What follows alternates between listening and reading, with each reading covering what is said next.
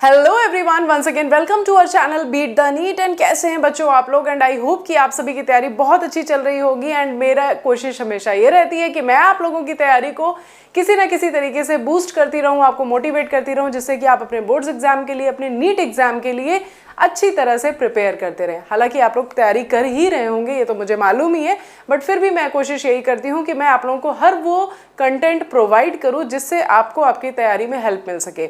तो मैंने अभी रिसेंटली ही क्लास 12 के लेक्चर वीडियोस बनाने स्टार्ट किए हैं। मैंने प्रीवियसली भी वीडियो डाला हुआ है sexual reproduction in flowering plant का, जिसमें मैंने फ्लावर स्ट्रक्चर एंड स्टेमन के बारे में डिस्कस किया है। आज जो मैं डिस्कस करने वाली हूँ, आप लोग देख सकते हैं, टॉपिक है हमारा इंटरनल स्ट्रक्चर ऑफ एंथर। बेटा मैंने इस चैप्टर के क्वेश्चंस की एमसीक्यू की पीडीएफ ऑलरेडी टेलीग्राम चैनल पर शेयर कर रखी है। मेरी कोशिश है कि मैं आप लोगों के साथ में डेली डीपीपी शेयर करूं, तो आप लोग इसके लिए टेलीग्राम चैनल को ज्वाइन कर लीजिए, जिससे कि मैं जो भी चैप्टर आपको यहाँ पे पढ़ा रही होंगी, जिसके भी वीडियोस आपको डेली रिसीव हो रहे होंगे, उस टॉपिक पे उस चैप्टर के क्वेश्चंस आपको डीपीपी के फॉर्म में टेलीग्राम चैनल पर मिल जाएंगे। तो जिन बच्चों ने अभी तक टेलीग्राम चैनल नहीं ज्वाइन किया है, जल्दी से जाइए, डिस्क्रिप्शन में मैंने लिंक दे रखा है, वहाँ से जाकर के उसको ज्वाइन कर लीजिए और अपनी डेली प्रैक्टिस करते रहिए। साथ ही साथ में वहाँ पे आप लोगों के साथ में माइंड मैप्स, नोट्स, बहुत सारी चीज़ें शेयर करती हूँ, तो इसलिए आप उस चैनल को ज़रूर ज्वाइन रखें। और जो बच्चे नए मेरे चैनल पे, जिन्होंने अभी तक चैनल को सब्सक्राइब नहीं किया है, तो भाई कर लीजिए एंड बेल आइकन को ज़रूर प्रेस करिएगा, ताकि आपके पास में मेरे हर एक वीडियो का नोटिफिकेशन आता रहे। तो चलिए ज़्यादा टाइम वेस्ट नहीं करते हैं और जल्दी से शुरू करते हैं हम अपने टॉपिक को। प्रीवियस वीडियो में मैंने आप लोगों को बताया था, आपको आई बटन में दिख जाएगा ऊपर लिंक, उसका वहाँ से जाकर के, जिन बच्चों ने नहीं देखा है उसमें जाकर के देख सकते हैं। मैंने फ्लावर स्ट्रक्चर को बहुत अच्छे से एक्सप्लेन किया है विद डायग्राम, एंड साथ ही साथ में मैंने स्टेमन और उसके सारे पार्ट्स को बहुत अच्छी तरह से, उसके सारे टाइप्स एक्सप्लेन किए हुए हैं। आज जो हम पढ़ने वाले हैं उसमें हम पढ़ेंगे एंथर के इंटरनल स्ट्रक्चर, यानी कि मैं आप लोगों को टीएस इसका पूरा पढ़ाऊंगी, पूरा डायग्राम इसका दिखाऊंगी, उसकी एंथर वॉल, उसमें कौन कौन सी लेयर्स होती हैं, उन लेयर का क्या स्ट्रक्चर होता है, क्या उनके मेन फंक्शंस होते हैं, ये सारी चीज़ें मैं आप लोगों को आज इसमें बताऊंगी। कौन सी लेयर सबसे ज़्यादा इंपॉर्टेंट होती हैं, कहाँ पे आपके पॉलन ग्रेन्स का फॉर्मेशन होता है, कैसे डेhiscence होगा, वो सारी चीज़ें मैं आप लोगों को आज इस वीडियो में क्लियर करने वाली हूँ। तो वीडियो को ज़रा सा भी स्किप मत करिएगा। एक और चीज़ मैं आप लोगों के साथ में डिस्कस करूंगी, जैसे ही मेरा ये कंप्लीट हो जाएगा, मैं आप लोगों के साथ में क्वेश्चन डिस्कस करूंगी जो इस टॉपिक से अभी तक नीट एग्जाम में पूछे गए हैं। तो आपको इससे ये आइडिया लग जाएगा कि टॉपिक में कहाँ से क्वेश्चंस किस चीज़ पर पूछे जा रहे हैं, ताकि आप लोग उन्हीं मेन चीज़ों पर फोकस कर सके। तो चलिए शुरू करते हैं। Internal structure of anther. Anther आप सभी को पता है कि मैंने इससे पहले आप लोगों को जब बताया था कि स्टेमन के दो मेन पार्ट होते हैं। एक पार्ट होता है उसका, आप लोगों को कुछ इस तरह का मैंने स्ट्रक्चर दिखाया था, एंड यहाँ पे इसके नीचे एक जुड़ा होता है फिलामेंट। ये जो पार्ट है आपका, that is the anther and this part is filament. ये हम पहले वाले वीडियो में कवर कर चुके हैं, but just an overview I am giving you here. So ये दोनों कंबाइंडली आपके कहलाते हैं स्टेमन। अब स्टेमन में एंथर का अगर हम टीएस देखते हैं तो वो कुछ इस तरह से दिखाई देता है। मैं आप लोगों को दिखाती हूँ। यस, ये डायग्राम आपकी एनसीईआरटी बुक में बना हुआ है, एंड आई होप कि ये डायग्राम आप सभी को आता होगा, क्योंकि ये डायग्राम बहुत ज़्यादा इंपॉर्टेंट है। मैंने इसको थोड़ा और जूम कर दिया ताकि आप लोगों को ये क्लियरली विजिबल हो। सो ये है आपका टीएस ऑफ एंथर। ये कुछ इस तरह का स्ट्रक्चर दिखाई देता है। यहाँ पे जो आप ये सर्कल देख रहे हैं, ये जो मैंने 4 सर्कल ड्रॉ कर रखे हैं, ये सर्कल्स होते हैं आपके माइक्रोस्पोरेंजिया, जहाँ पर आपके पोलन ग्रेन्स का फॉर्मेशन होगा। सो ये मैंने अलग से ही इनको हाईलाइट कर दिया है, ताकि आप लोगों को जब बाकी लेयर्स आप पढ़ें तो आप लोगों को किसी तरह का कोई कन्फ्यूजन ना हो। ये जो थिकनेस आप देख रहे हैं, यहाँ से लेकर के पूरी यहाँ तक की जो थिकनेस है, this thickness, this is completely known as anther wall. ये पूरी होती है एंथर वॉल, यानी कि आपके जो पॉलन सैक है, आपका माइक्रोस्पोरेंजिया है, वहां से लेकर के उसकी आउटर से लेकर के कंप्लीट एंथर के आउटर तक की जो बीच की डिस्टेंस है, वो पूरी कहलाती है एंथर वॉल। अब इस एंथर वॉल में होती हैं आपकी 4 टाइप्स की लेयर्स। कौन से टाइप की लेयर होती है ये मैं आपको अभी बताने वाली हूं। The first layer is known as epidermis. ये एक बेहद ही सिंपल लेयर होती है, एंड ये फ्लैट सेल्स की बनी हुई सिंगल लेयर होती है। आप देख सकते हैं सेल का स्ट्रक्चर आप लोगों को यहाँ पे क्लियरली विजिबल होगा, फ्लैट है, एंड ये एक दूसरे से सिंगल लेयर से फॉर्म करती हुई बनी हुई होती है। तो फ्लैट सेल्स होती हैं, सिंगल लेयर होती हैं एंड इनका जो मेन फंक्शन होता है वो होता है प्रोटेक्शन का। अभी हम सारा एक साथ फंक्शन देखेंगे, बस जस्ट मैं आप लोगों को यहाँ पर साथ साथ बताती चल रही हूँ। इसके बाद जो इसके नीचे आपको जो लेयर दिखाई दे रही है रेड कलर से जो मैंने ड्रॉ कर रखी है, यानी कि beneath the epidermis, that layer is known as endothecium. ये लेयर जो होती है ये भी सिंगल लेयर होती है, लेकिन जो इस लेयर की सेल्स होती हैं वो बहुत ही कॉम्पैक्टली अरेंज होती हैं एंड साथ ही साथ में ये रेडियली अरेंज होती है, यानी कि कॉम्पैक्ट है, पास पास है, लूज नहीं है, और साथ ही साथ में ये रेडियली अरेंज होती है। यहाँ पे आप देख सकते हैं कि ये फ्लैट नहीं है, ये आपको रेड कलर से जितनी भी दिखाई दे रही है that is the endothecium layer, ये भी सिंगल लेयर ही प्रेजेंट होती है। एंडोथीसियम लेयर की खास बात ये होती है कि इसमें सेल्स के ऊपर कैलोज थिकनिंग प्रेजेंट होती है एंड आपने देख लिया कि आपकी एपिडर्मिस भी सिंगल लेयर है एंड एंडोथीसियम भी आपकी सिंगल लेयर है। इसके बाद में जो आपको ये पर्पल कलर से नेक्स्ट लेयर दिखाई दे रही है that layer is known as middle layer. ये सिंगल लेयर नहीं होती है बेटा, मिडिल लेयर जो होती है इसमें 3 से 4 लेयर्स प्रेजेंट होती हैं and that is known as the middle layer.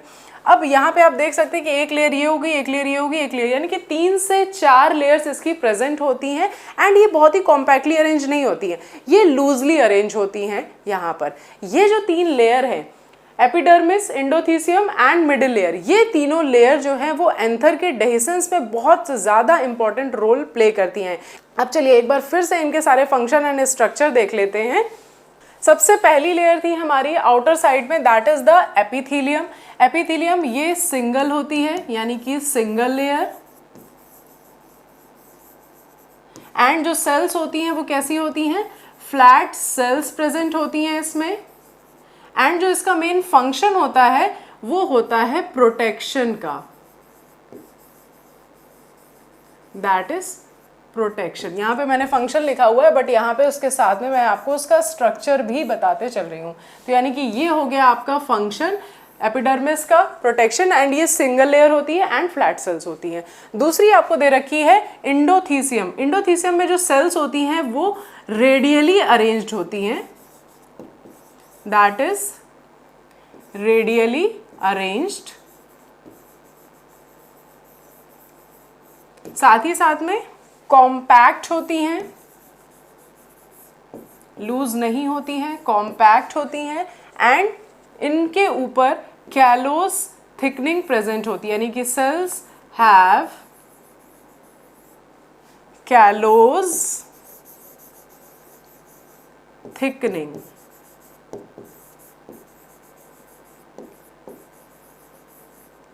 जो थर्ड लेयर है हमारी मिडिल लेयर, मिडिल लेयर जो है ये सिंगल लेयर नहीं होती है, इसमें 3 से 4 लेयर ऑफ सेल्स प्रेजेंट होती है, 3 से 4 लेयर होती हैं एंड ये लूजली पैक्ड होती हैं, लूजली पैक्ड होती हैं, बहुत ज़्यादा कॉम्पैक्ट नहीं होती हैं। अब ये जो तीनों लेयर्स आपको मैंने बताई, epithelium, endothecium and middle layer, ये तीनों लेयर सबसे ज़्यादा इंपॉर्टेंट रोल प्ले करती हैं आपके डेहिसेंस की प्रोसेस में। वापस से डायग्राम में आते हैं, देखते हैं डेहिसेंस का मतलब यहाँ पे क्या है। ये जो रीजन आपको दिखाई दे रहा है ना यहाँ पे एंड ये पॉइंट, इन दोनों पॉइंट से ही आपका डेहिसेंस होता है, तो that is known as point of dehiscence. अब डेहिसेंस क्या होता है, कैसे होता है, ये मैं आपको समझाती हूँ।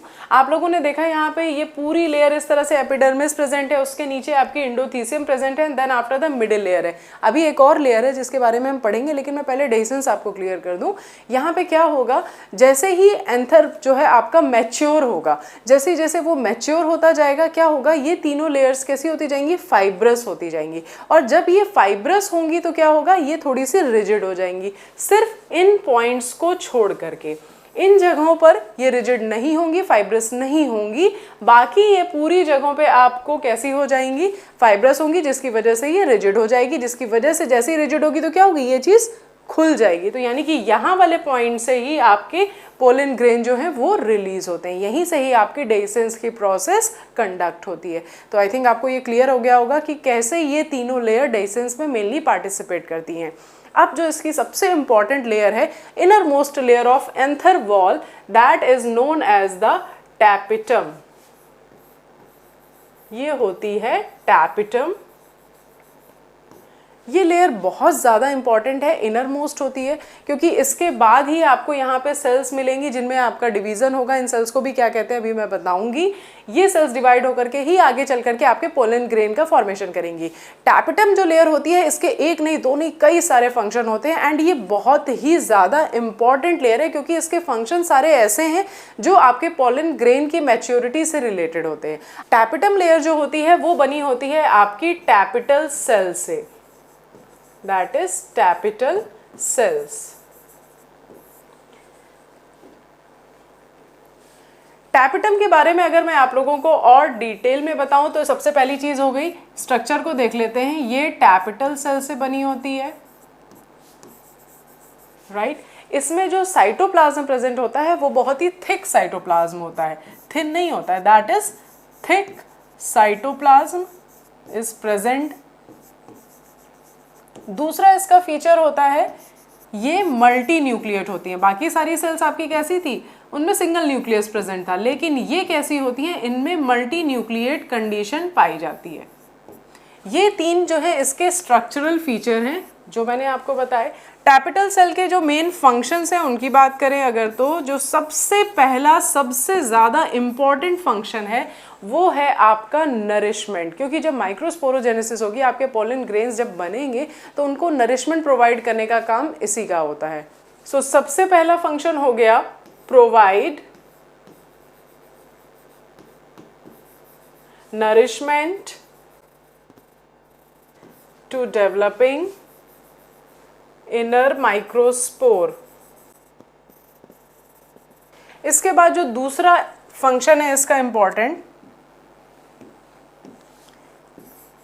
That is it secretes an enzyme callase. Callase नाम का ये एक एंजाइम रिलीज करती है। अब कैलेज आपको मैं बताती हूँ इसका क्या फंक्शन होता है। अभी मैंने आप लोगों को बताया था एंडोथीसियम में जो सेल्स प्रेजेंट होती हैं उनके चारों तरफ क्या होती है, कैलोज की सेल्स के ऊपर थिकनिंग होती है। ठीक उसी तरह से जब ये सेल्स पोलन ग्रेन जो आगे चल करके बनाएंगी, ये सेल्स जैसे ही बनाते हैं तो ये पोलन ग्रेन्स क्या होते हैं, आपस में एक दूसरे से कैलोज जैसी थिकनिंग से जुड़े रहते हैं। तो अब ये क्या है, एक क्लम्प की तरह होते हैं। अब इनको हमें सेपरेट करना है क्योंकि जब डाइसेंस होगा तो जब तक ये फ्री नहीं होंगे ये निकल करके नहीं जा सकते। तो ये कैलेज एंजाइम जो मेनली होता है प्रेजेंट यहाँ पर, वो इस कैलोज को डिसॉल्व करता है, यानी कि इनको डिसॉल्व कर देगा तो क्या होगा, ये जितने भी पोलन ग्रेन्स है वो सारे फ्री हो जाएंगे। तो डाइसेंस जब होगा तो ये इजिली मूव आउट कर सकते हैं। तो ये सबसे मेन फंक्शन होता है कैलेज का, that is the dissolve callose. ये एंजाइम भी सेक्रीट होता है आपकी टैपिटम लेयर में, यानी कि टैपिटल लेयर ही सेक्रीट करती हैं। थर्ड फंक्शन होता है टैपिटल सेल्स रिलीज करती हैं यूबिश बॉडीज को। ये यूबिश बॉडी जो होती हैं वो स्पोरोपोलेनिन से कोटेड होती हैं। तो these cells release Ubisch body, and ये यूबिश बॉडीज किससे कोटेड होती हैं, स्पोरोपोलेनिन से, कोटेड विद स्पोरोपोलेनिन। और ये जो स्पोरोपोलेनिन है ये पोलन ग्रेन की एक्साइन लेयर के फॉर्मेशन में पार्टिसिपेट करता है। अगर आप पोलन ग्रेन का स्ट्रक्चर देखें तो वो कुछ इस तरह से होता है। ये आउटर लेयर हो गई एक्साइन एंड ये हो गई इसकी इनर लेयर इंटाइन। तो ये एक्साइन लेयर जो है यहीं पर आपका स्पोरोपोलेनिन प्रेजेंट होता है। इंटाइन लेयर जो होती है वहाँ पर नहीं प्रेजेंट होता है, लेकिन इसको मैं डिटेल से पढ़ाऊंगी, यहाँ पे मैं जस्ट इंट्रोडक्शन आपको दे रही हूँ। लेकिन एक पॉइंट ऐसा होता है जहाँ पर स्पोरोपोलेनिन नहीं प्रेजेंट होता है, एब्सेंट होता है। ये क्वेश्चन बहुत पूछा जाता है कि जो ये पॉइंट है इसको कहा जाता है जर्म पोर। यहाँ पर स्पोरोपोलेनिन प्रेजेंट होता है या नहीं प्रेजेंट होता है, या पार्शियली प्रेजेंट होता है, या पतली लेयर होती है, इस टाइप से पूछा जाता है। बट यहाँ पर नहीं प्रेजेंट होता है। क्यों नहीं प्रेजेंट होता है? क्योंकि यहीं से ही आपकी पोलन ट्यूब इमर्ज होती है। तो बाकी सारी जगहों पे प्रेजेंट है, बाकी सारी जगहों पे प्रेजेंट होने के कारण ही पोलन ग्रेन जो है बहुत लंबे टाइम तक रिजर्व किए जा सकते हैं एंड ये इनको बहुत अच्छा प्रोटेक्शन प्रोवाइड करती है हार्श से हार्श कंडीशन में भी। सो ये फंक्शन हो गया स्पोरोपोलेनिन का। इसके अलावा एक और फंक्शन होता है fourth, that is the formation of pollen kit. अगर आप लोगों ने हिबिस्कस फ्लावर को हाथ में लिया हो तो उसमें जो येलो पोर्शन होता है उसमें आपने उसको अगर टच किए होंगे उसके स्टेमेंस, तो आपके हाथ में एक पाउडरी सब्सटेंस लगता है। That substance is known as the pollen kit and that is also formed by the stapetal cell. So that means it is involved in the formation of pollen kit. सो ये main function थे हमारे टैपिटल cell के। एक बार फिर से revise कर लेते हैं। टैपिटल सेल्स जो होती हैं ये थिक साइटोप्लाज्म होता है, इनमें मल्टी न्यूक्लिएट कंडीशन होती है। जो मेन फंक्शन होता है इसका वो नरिशमेंट प्रोवाइड करना होता है इनर माइक्रोस्पोर को, एंड जो सेकंड फंक्शन होता है दे सेक्रीट द कैलेज एंजाइम जो पोलन ग्रेन के चारों तरफ मौजूद कैलोज को डिसॉल्व करता है, जिससे कि पोलन ग्रेन क्या होते हैं, फ्री हो जाते हैं और इजिली डेहिसेंस की प्रोसेस में फिर वो रिलीज हो सकते हैं। इसके अलावा जो तीसरा फंक्शन था that is the release of Ubisch body. Ubisch body में क्या होती है, ये स्पोरोपोलेनिन से कोटेड होती है जो पार्टिसिपेट करता है आपकी एक्साइन लेयर फॉर्मेशन में इन द पोलन ग्रेन, जो इसको बहुत सेफ बनाने में हेल्प करती है क्योंकि स्पोरोपोलेनिन जो है वो अर्थ का हार्डेस्ट लिविंग सब्सटेंस है अब तक का। तो यानी कि हार्श से हार्श कंडीशन में भी पोलन ग्रेन सेफ रहेगा। सिर्फ एक पॉइंट पे नहीं प्रेजेंट होती है, that point is known as the germ pore, क्योंकि वहीं से ही पोलन ट्यूब इमर्ज होती है। इसके अलावा जो फोर्थ फंक्शन है इसका that is the formation of pollen kitt. इसके अलावा अब जो आपको मैं बताने वाली हूँ that is the two types of tapetal cells we are having. Tapetum cells जो है उसके दो टाइप्स होते हैं, यानी कि वो दो टाइप्स की टैपिटल सेल से मिलकर के बनी होती है। जो फर्स्ट टाइप है that is known as the glandular tapetum. Glandular tapetum यानी कि ये सारे जितने भी सेक्रीशन वाले फंक्शन होंगे उनमें पार्टिसिपेट करेगी, यानी कि जो भी आपके एंजाइम वगैरह जो भी कुछ सेक्रीशन हो रहा है वो सारा आपका ग्लैंडुलर टैपिटम का रोल होता है, यानी कि इसका मेन फंक्शन क्या हो गया, सेक्रीशन। इसके अलावा जो सेकंड टाइप है, सेकंड टाइप होता है अमीबॉइड। अमीबॉइड टैपिटम ये बेसिकली क्या है, ये दो मिलकर के फ्यूज होती जाती हैं एंड ये फॉर्मेशन करती हैं प्लाज्मोडियम का, यानी कि ये प्लाज्मोडियल टाइप बनाती हैं, प्लाज्मोडियल टाइप की होती हैं ये आप कह सकते हैं। सो ये कंप्लीट इन्फॉर्मेशन थी एंथर वॉल की, उसके सारे स्ट्रक्चर की। एक बहुत इंपॉर्टेंट चीज़ डायग्राम में रह गई, वो मैं आपको शो करती हूँ। ये जो आप लोगों को बीच में ब्लू कलर का दिखाई दे रहा है that is known as the connective. इसको मैंने प्रीवियस लेक्चर में भी बताया था। कनेक्टिव जो होता है ये एक स्टेराइल टिश्यू होता है एंड ये स्टेराइल क्यों है, क्योंकि ये रिप्रोडक्शन की प्रोसेस में पार्टिसिपेट नहीं कर रहा है। सो बीचों बीच ये प्रेजेंट होता है कनेक्टिव। एंड एक बार फिर से पूरा स्ट्रक्चर देख लेते हैं। Outer layer is the epidermis, उसके नीचे हमारी लेयर है एंडोथीसियम जो रेड कलर से दिखाई दे रही है। देन आफ्टर पर्पल कलर से आपकी मिडिल लेयर है, ये 3 से 4 लेयर होती हैं। देन आफ्टर जो फोर्थ लेयर है that is the tapetum layer होती है एंड इसके अंदर ही जो ये सेल्स आपकी आगे चल करके माइक्रोस्पोर का फॉर्मेशन करेंगी, इन सेल्स को कहा जाता है आर्चीस्पोरियल सेल। आर्चीस्पोरियल सेल्स। बाकी नेक्स्ट वीडियो में हम माइक्रोस्पोरोजेनेसिस को पूरा अच्छी तरह से समझेंगे। अब देख लेते हैं हम इसके क्वेश्चंस कि इससे किस तरह के क्वेश्चंस पूछे गए हैं। सो हमारा पहला क्वेश्चन है कि विच one of the following statement is not true. इनमें से कौन सा स्टेटमेंट ट्रू नहीं है, ट्रू नहीं है, ध्यान रखिएगा। तो सबसे पहला कह रहा है exine of pollen grains is made up of sporopollenin. Pollen grain का एक्साइन क्या स्पोरोपोलेनिन से बना होता है? हाँ, वो स्पोरोपोलेनिन से ही बना होता है। अभी हमने जस्ट इस चीज को पढ़ा है, ये स्टेटमेंट करेक्ट है। नेक्स्ट कह रहा है डी ऑप्शन कहाँ गया, यस डी ऑप्शन यहाँ पे है।